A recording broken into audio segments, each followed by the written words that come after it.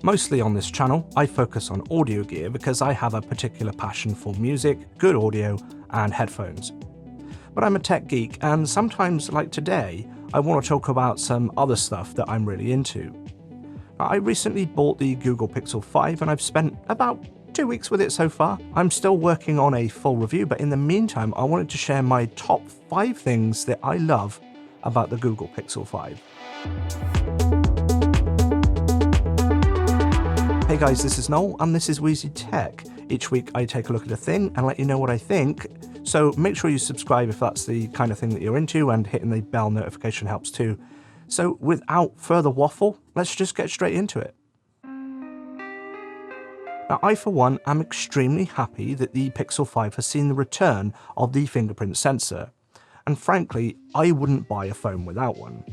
Face unlock is okay and all, but if 2020 has taught us anything, relying solely on face unlock is incredibly flawed. Even without current world events, face unlock would cause issues, such as your face wrapped in a winter scarf, a motorcycle helmet, or maybe a bicycle helmet and sunglasses. There are too many situations where relying solely on face unlock is inadequate. My previous phone, the OnePlus 6, had both a fingerprint sensor and face unlock, which was fine, but going with face unlock alone, just like on the iPhone or the Pixel 4, is just no good. The Pixel 5 has dropped face unlock altogether, but I'd go as far to say that I don't miss face unlock at all. More often than not, as soon as I pick up my phone, my finger's on the fingerprint sensor and the phone is unlocked, and I really don't miss having face unlock at all. And on that note, I'm also very happy that they've placed the fingerprint sensor on the rear of the phone, which is my favourite location for a fingerprint sensor. Oh, how much I missed wireless charging when I had the OnePlus 6. The 3 previous phones I had before that were the Google Nexus 4, the Nexus 5 and the Samsung Galaxy S7, all of which had wireless charging. It cannot be stressed enough just how convenient it is to wirelessly charge your devices. Just drop the phone on the charging pad, or in my case a stand because I like to be able to see my phone and monitor for notifications, and the phone will charge as it's just sitting there. This makes it extremely easy to keep your phone topped up without frequently needing to plug and unplug your device. That's less stress on the charge port, less stress on the cable, and more time saved because you're a busy person and ain't nobody got time for plugging and unplugging.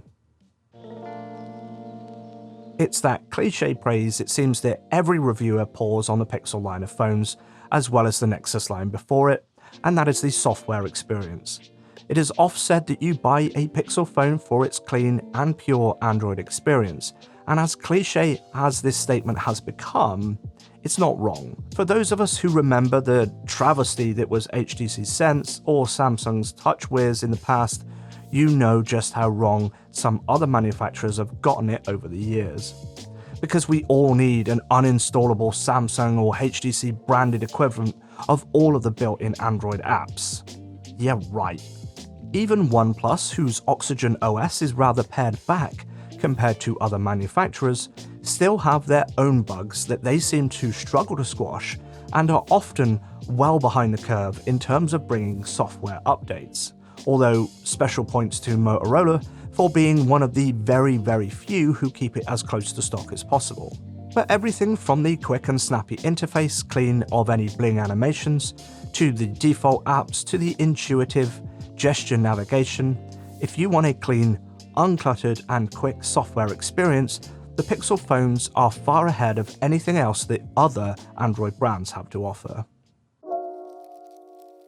From one cliched praise to the other, the Pixel camera is always highly lauded, and yet again, Google has delivered with the Pixel 5. There's nothing new about these camera modules in the Pixel 5, and yet it still manages to shoot better pictures than on any other phone I've ever used, and better than most other phones on the market today. The Pixel 5 features 2 rear sensors, one regular 12.2 megapixel sensor with a 27mm lens, as well as a 16 megapixel sensor with a 107-degree wide angle. Up front, there's a single 8 megapixel camera with a 24mm lens, which has 1x and 1.4 crop options for a wider or a more zoomed in look.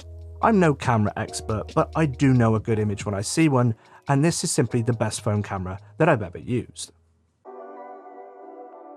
Finally, the thing I like most about the Pixel 5 might surprise some people, and perhaps some will say this should have been further down the list, but this is my list, goddammit. I'll order it however I want.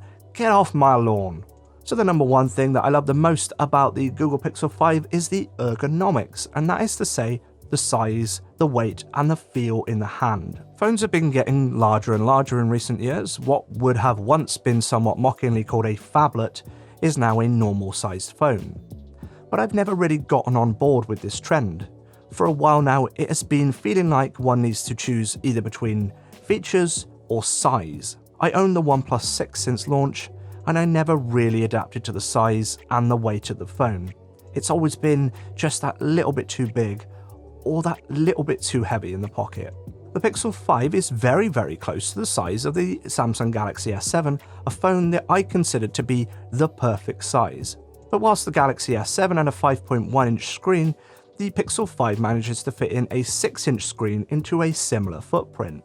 The finish is also very nice in the hand, with a grippy texture that sits somewhere in between the soft touch of the Nexus 5 and the old sandstone OnePlus texture.